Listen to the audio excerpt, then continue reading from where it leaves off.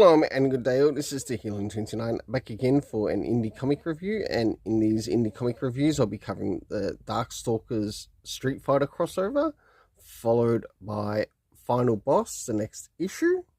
I'll now get things ready and organised for the first one that I'll be covering. So, first things first, does this cover in any way, shape or form connect to something that is happening inside with the story?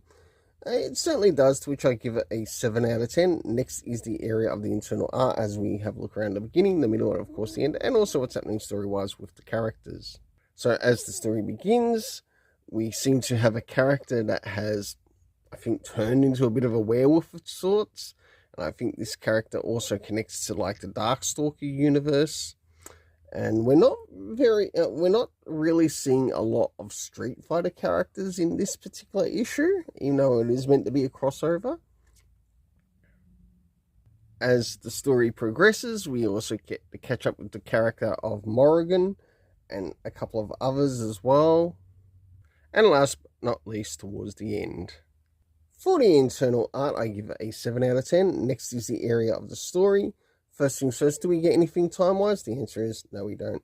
Next is the location, to which we end up going to, I think it's Wheeler Drive. Next, we have the cast of characters consisting of John, Manat, Morrigan, Maggio, and Felicia. My overall rating for this story is a 6 out of 10, as this sort of like felt more like filler. Now it's time to move into Final Boss, issue 4. So, as we move into Final Boss, issue 4, does this cover in any way, shape or form connect to something that is happening inside with the story? It certainly does, to which I give it a 7.5 out of 10. Next is the area of the internal art, as we have a look around the beginning, the middle, and of course the end, and also what's happening story-wise with the characters. So as the story begins, we return to a flashback relating to Tommy Brazen's old man, and we learn that this is taking place in World War II. As we start to jump towards the middle of the story, we end up meeting this masked vigilante, and we learn that this particular vigilante is also working for someone else, someone a little bit higher up, until we return to Tommy Brazen going up against his next opponent in this tournament, and of course with him winning. And it looks like as well, in relation to the end, we are going to get a bit of a hint of maybe a series connected to the masked vigilante. And my answer is yes. I want to add it to my list. For the internal art, I give it a 7.5 out of 10.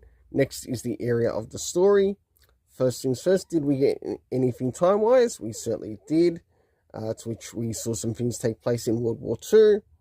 Next is the location, to which also back in relation to the World War II, we learned that it takes place in the Pacific.